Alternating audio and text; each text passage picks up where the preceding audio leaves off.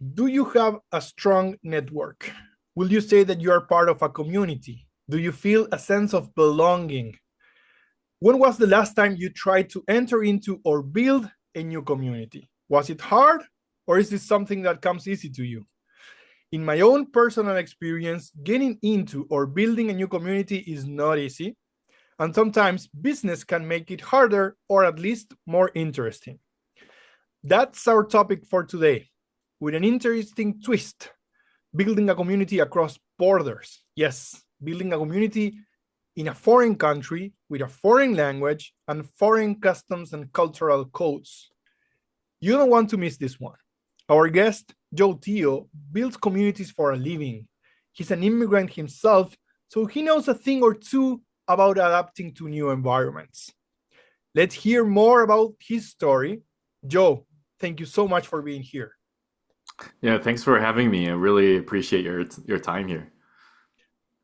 Joe, can we get started by sharing your story of moving from Malaysia to Canada? What motivated your decision there? Yeah, Matteo, I mean, we talked about this a couple weeks ago, and one thing that we have in common is that we're, kind of immigrants in some ways, right? You mentioned immigrants through digital immigrants. For me, I'm both physical, but you could also say like digital immigrant as well. So I moved from Malaysia to Canada 15 years ago. What motivated me was to explore new things. I was never been out of the country before. That was when I was 18 years old. So you can do the math to work how old I am right now. I've never been out of the country, never lived in outside of my comfort zone. And so when it came time to choose where to go for further studies, I was in a very fortunate position where my parents were able to support me. And I just chose the furthest point from my house, which is Newfoundland, Canada. So most people would go to, Malaysia, go to Australia, UK, the US. But I wanted something different. I wanted to experience something different. My assumption here was that I was going to go study for 4 to 5 years and then come back again. And Newfoundland sounded like a really adventurous part of the world. And so I make that move for studies, and I've been here ever since. Wow. And Yeah. tell me more. Tell me this. What was your first impression of Canada when you like landed on the plane and then you are going about finding a place to stay and all of that, and you're talking to the Canadians?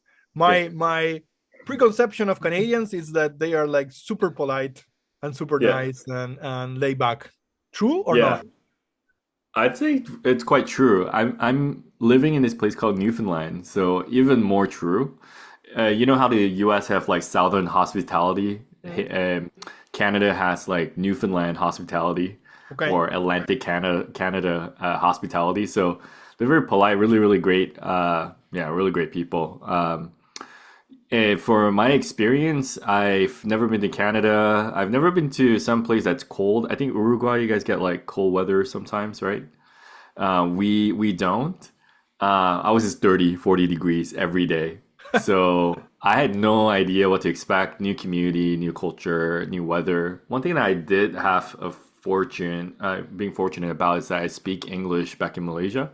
Mm. Spoke English back in Malaysia. So coming over, I didn't really have the language barrier. Although when I came over, I realized that people have their own accent. So they have the Newfoundland accent that can be really fast, kind of like a little bit like an Irish and Canadian mix. So it's a Oh, really okay. interesting accent. Yeah.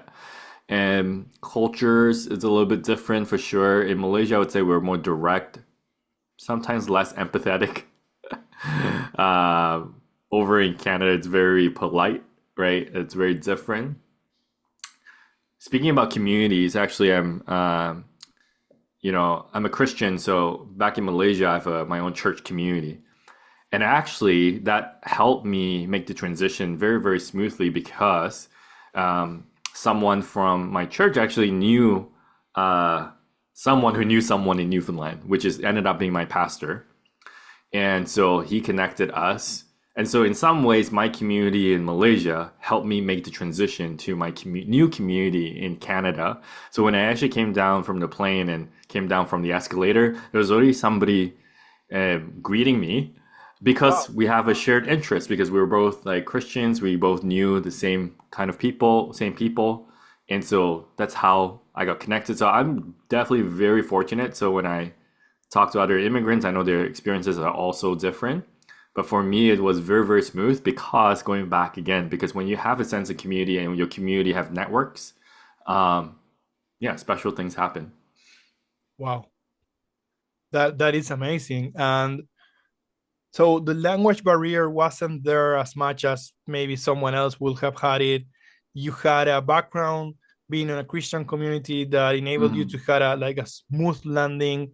But what was if you had to name a few challenging parts of adapting to life in Canada, and how do you overcame them? What will come to mind? Yeah, 100%. I mean, like just like any immigrant experience, there's definitely challenges. I think the first one is even though I knew I had that one connection, I still had to build the community from the ground up as a international student, as an immigrant, right? So I would say like I had to build my networks twice.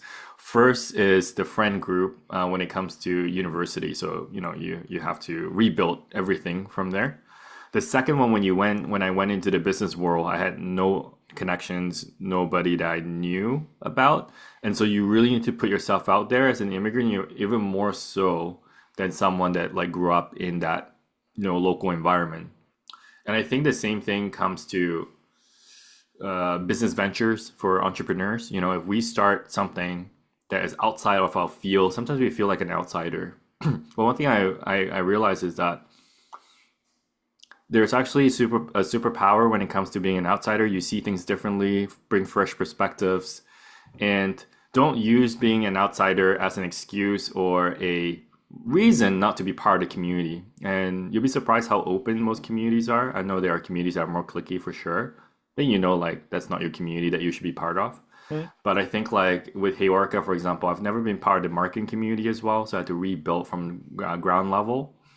But it's about putting myself out there, really have a sense of curiosity and openness to learn about people's culture. So when you think about like immigration culture, you think about like different different cultures that Canadians and Malaysians have, right? Different differences in them. When we think about business as well, it's the same thing. If you're not part of the industry, you have different ways of doing things. And Yeah. it's about being open and learning about like, oh, okay, people in marketing, they use these words, or like they do things differently. If you go from tech to government, I mean, obviously the culture is totally different. And so when we think about community, a lot of times we think about physical community, but I think one thing that we really struck on before this call was, digital Yeah. experiences as well. That's going to mark more and more of our experiences. So challenges here definitely cultural when it comes to like my own personal experience, but also when I started the business, I had to also again use the same openness, not being afraid, and actually use it as my advantage and say I can bring new perspective here. And it's kind of a little bit how Heyorka started.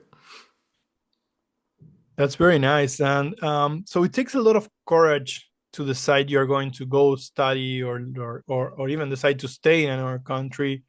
And a lot of people might be listening and go like, yeah, all of that is fine, but I'm super shy. I don't like, Hmm. like talking to other people. Is there, and as you were talking, this came to my mind. Is there a place for being shy when you are doing what you did, or do you have to put that aside and go like, just go, just do it, just introduce yourself, go and try to break down that barrier? Yeah, 100%. I actually was a very shy kid back in Malaysia. A couple things helped me sort of like break out of it. Um, so naturally, I was actually more shy, but people think shy is an inherent characteristic. I don't think so. I think it's a outcome and a byproduct of a behavior or your environment. Um, you know, sh I was a really shy kid because I guess I was insecure. I didn't really know sort of how to interact with people. But the more I practice, the more I realized that you know, if this is important, growth comes at, the end of your comfort zone, right? And I just got to put myself out there and really understand like which one which one resonates with me, like what kind of like community, what kind of topics resonate with me, what kind of people resonates with me, and which one doesn't. But I wouldn't know that if I sort of like just keep it to myself. Right.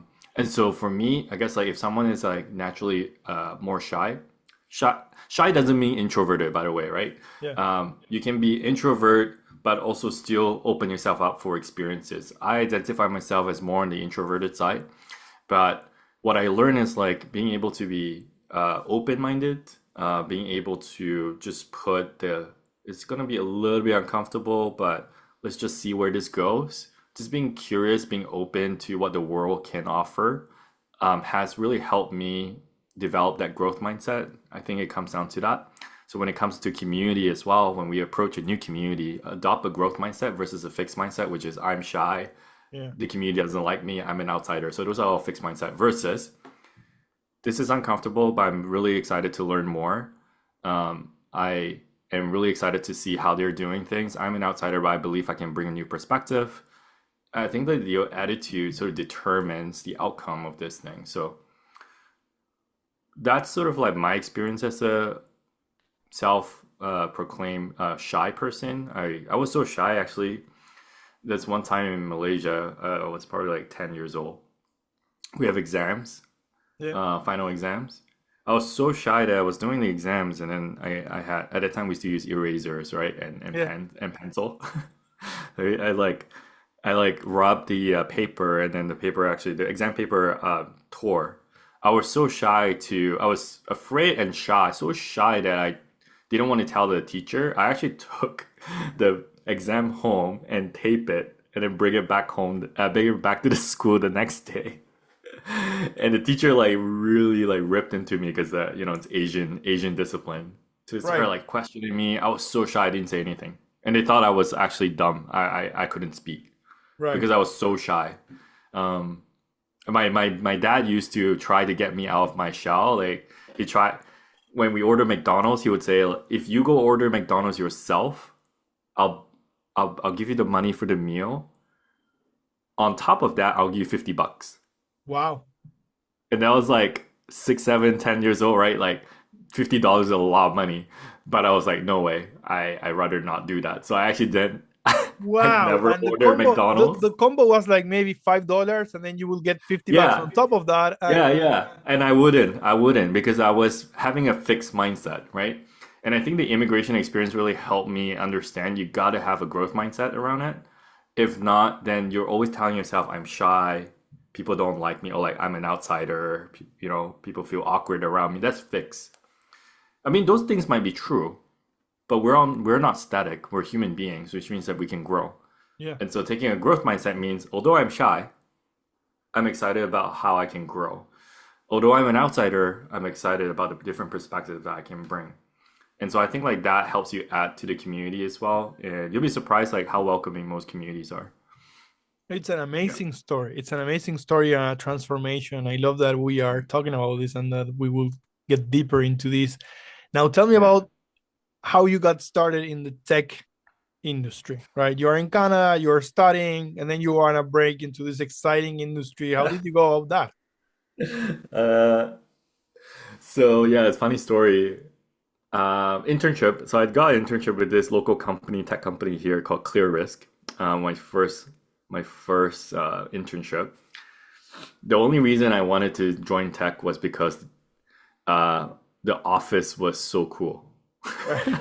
Everyone, I was like, man, this office looks so cool. And also, they had like a fully stocked fridge as well. Yeah. At that time, like it was very in trend to buy in tech to have a really nice fridge and all these things. So what actually drew me to it was like, wow, this is like a really cool environment. If I was gonna work somewhere, I'd rather work at something cool. It just wasn't anything that I was used to. And just the way people talk about things, again, I love the culture. Like, um, everything's online, everything's progressive. I just like the sort of environment. So I told myself I want to work in the office. As the reason. That's the reason. I was like, I really like the office. I really like the setup. So I want to work in tech. So that was the planted in my head, right? So I did a few internships. I also think like part of finding your passion and your interest is also finding what you don't like. I also did a work term with like more of a government style, and I realized that that wasn't for me. So one of the things, again, cultures and communities, right? The culture in the tech community that I was part of, it's like they stock up the fridge so that, you can grab whatever you want. My first day that I went to the government, I went to the fridge and I took an apple juice. And then the second day, I took the apple juice as well. And then the third day, there was a note saying, "Go get your own apple juice," because it was in the culture in the government, right? It's like, so you need to understand, like, okay, so the culture here is totally different. And I just felt like an outsider. And at that time, I chose not to assimilate into the community in the sense that I knew wasn't for me. So as much as we say like have a growth mindset, part of growth is also understanding what you don't like.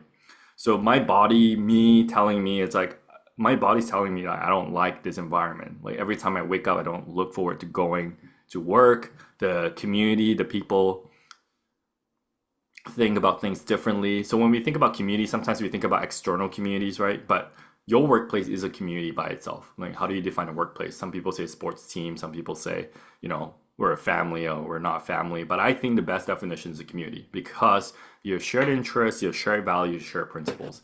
When you actually feel in your workplace, you're a little bit odd or like, man, this is not how I would do things.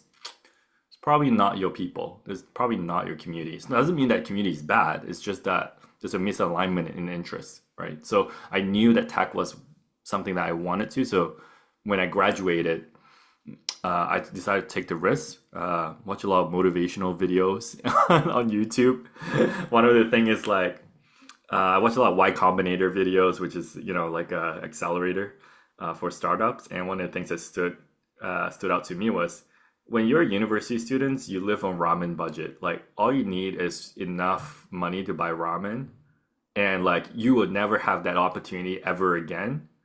And if you don't have a debt and if you can do it right now. Like what's the worst thing that can happen? There's always going to be a job that's waiting for you. So I was like 23, 24 at the time. I'm like, that makes sense.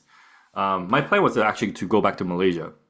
Right. I love Malaysia. It's my home country. And Canada, again, great country. They actually at that time gave you like a 2 year visa, 3 years visa after you finish studying just to get a job. And so I'm like, I'm going to use this opportunity just to start something. Probably is going to fail. So the stakes are quite low. So at least I learned something. So that's actually how I got into tech with my own business.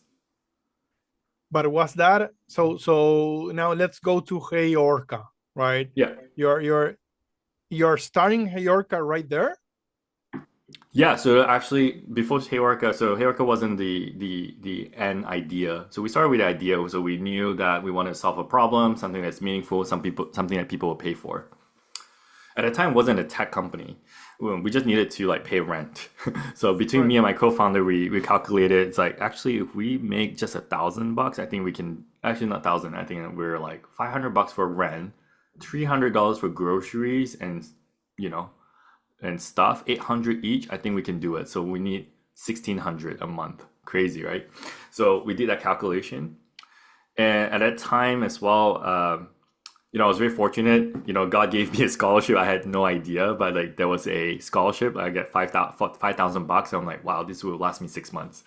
And we started just finding a problem to solve. And so we knew the first thing is first. We just needed runway. We needed cash. So we just needed to find a problem that people will pay us money for.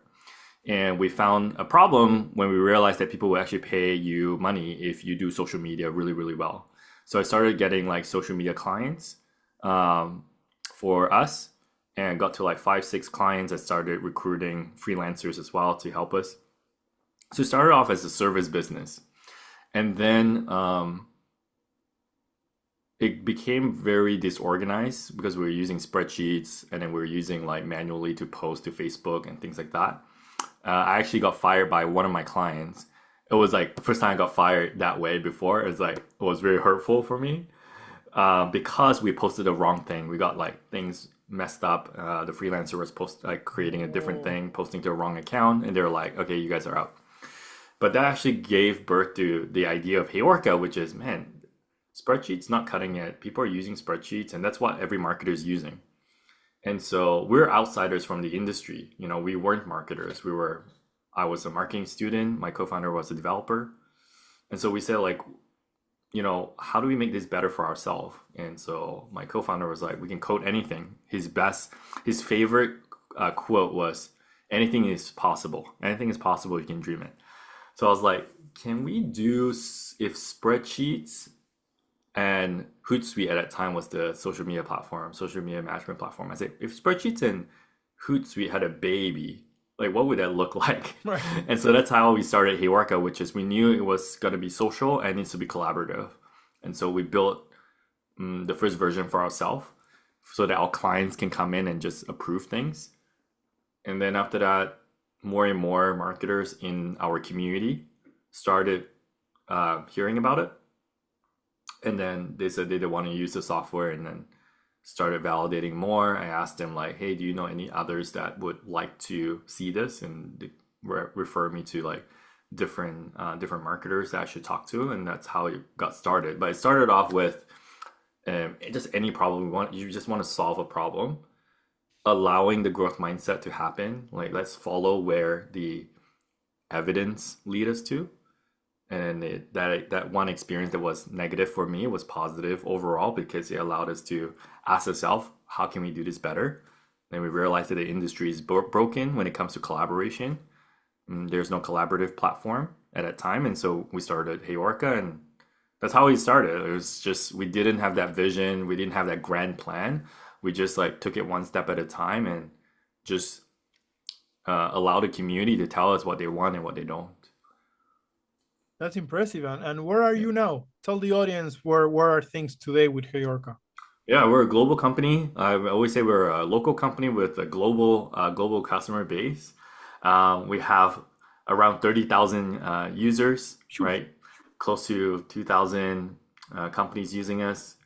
Yeah, we've come a really, really long way from that. We started in the agency market, and then after that, more and more social media managers from different sectors realized that they need to collaborate as well, and then we started servicing them. And yeah, I think Heyworka's journey is just getting started, because as you run a company, you learn so much things. And I think like right now, Heyworka is at the really best time foundationally that we've learned. And all of these is only possible because of our customer community. So the way we built Heyworka, for a feature, for example, everything in community is baked into everything that we do.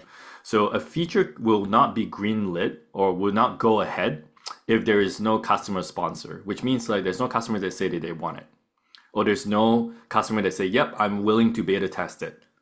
That means that it's not valuable enough. So either we are very convinced that this is a bet we want to take, or this is something the community is telling us that they don't want. So the community is built into everything what we choose to work on, how it gets built. We have this group called Heyworka Stands. So they get the first version, or like they get to join design sessions, tell us like what they want, what they don't like. We give them like a couple versions, like which one would you like? And in an era of internet, it's amazing because you get feedback right away, right? Wow. So a lot of people think like you need to go on a call, you talk to customers, which is great, but we are all busy, but we're always on our phones. So if there's a way you can actually create a digital space for people to hang out, provide value, and for us, our customers' value is that they want to be part of building Heyworka. And so we involve them in every single stages, from the idea stage to the roadmap to the design stage and to the build stage. So they get to test it out first. And so everything that you see in Heyworka is community built or community inspired. Very few ideas are not community inspired, in the sense that we want to make sure that everything that we touch, everything that we build, every idea that we have, you have a customer that sponsors it in that sense. Yeah. That's amazing. And such a short feedback loop, very intensive feedback loop, right? So building communities, as you are saying, building communities is it's an important part of Heyworka's mission. It's an important part of how you got Heyworka to be so successful. And you're talking a little bit about this, right? But let's just pencil them down. What are your core principles when it comes to creating a thriving community across borders? Yeah, so when we think about like Heyworka's community as a whole, Our core principles on Heorka is pretty simple. It's two things. One, the community needs to foster a sense of belonging. People need to feel belong. And the second one, people need to feel empowered. So not just a sense of belonging, but also sense of empowerment. And we do that through education. We do that through our products. But the belonging side, that's where we sort of like put out like memes or whatever, things like that to create a sense of relatability. Only social media managers would be able to like understand it or like feel that it's funny. There are jokes that you tell with your friends or whatnot, right? That other Yeah, people don't understand because yeah, you and your friends are a community, like a mini community, yeah, and it's an inside joke.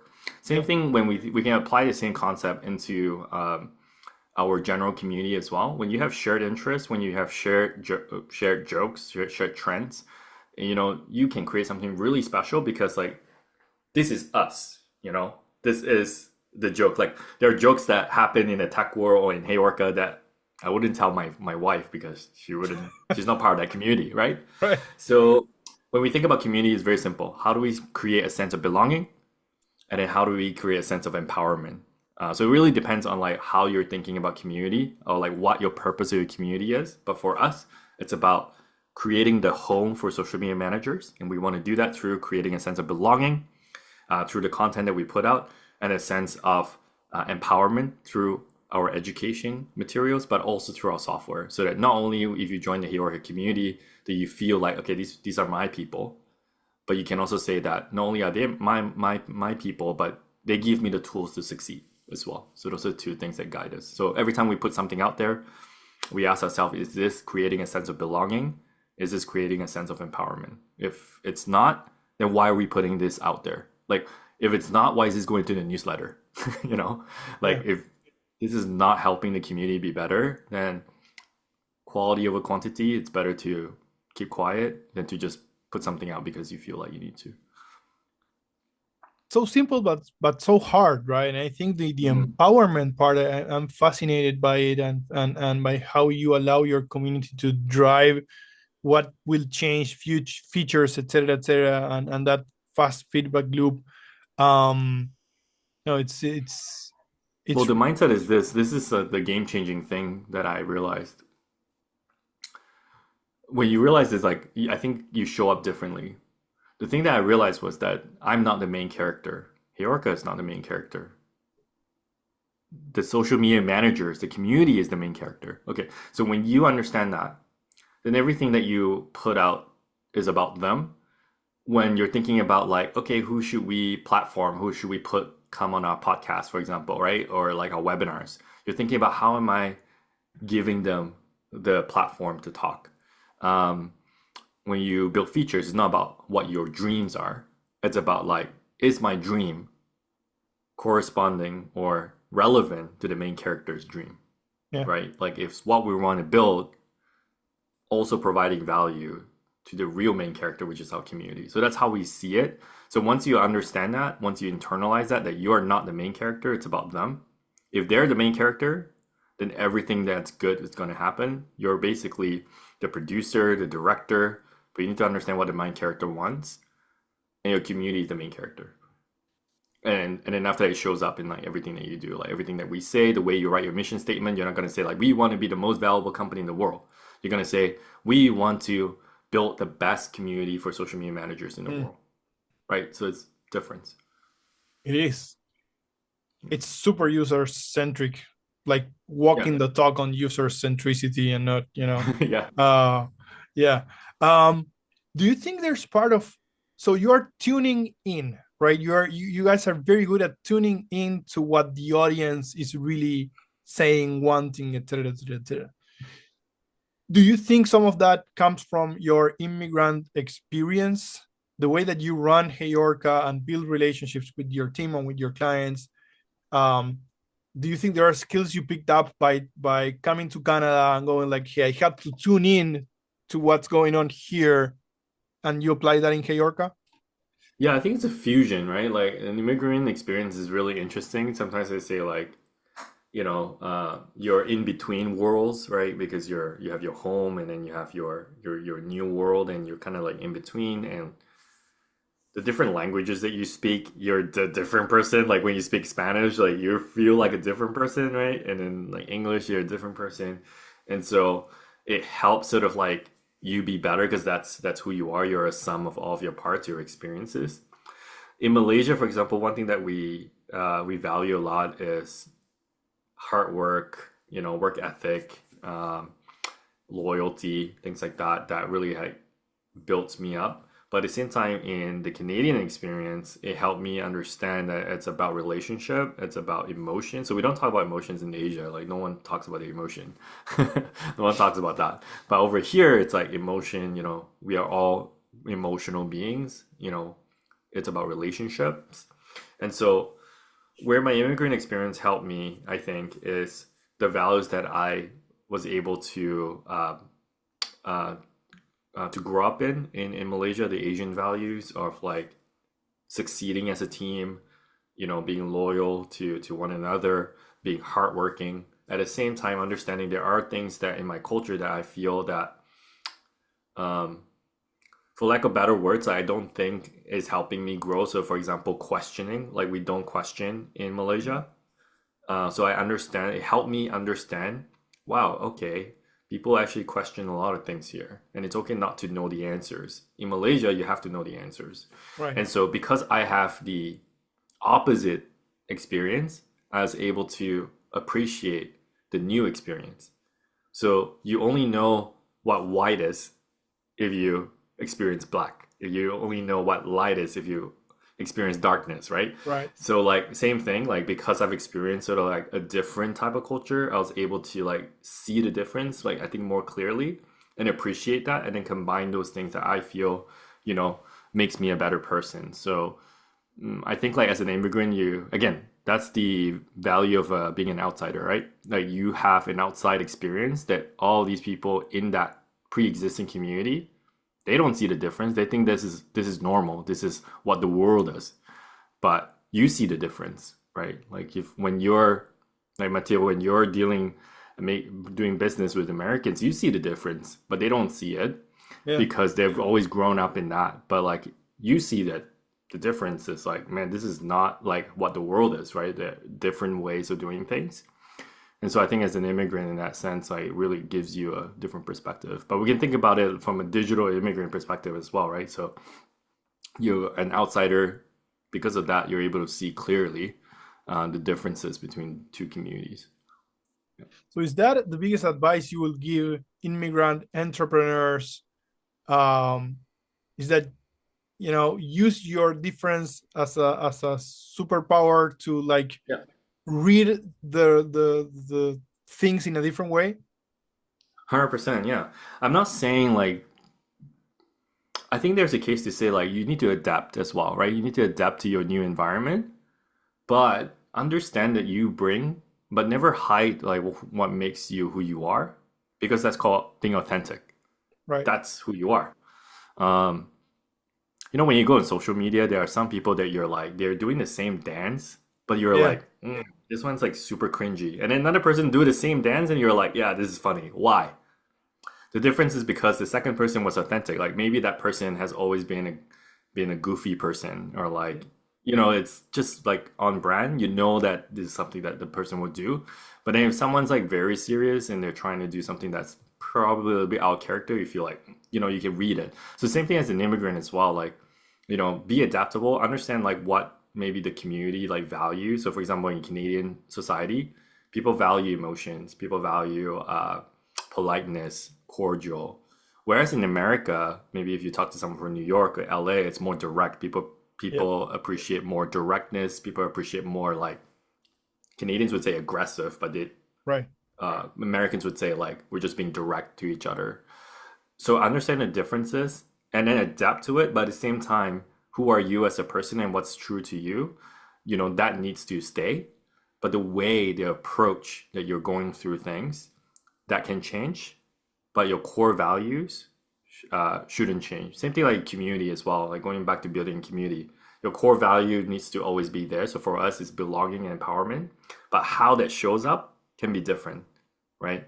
It can be, how we interact with guests, like different, like tailoring different different styles of talking to different people in different part of the world, but at the same time, we're still being authentic to ourselves, but same thing to our own personal experience as well. So yeah, as an immigrant, I would say like be adaptable, but stay true to yourself.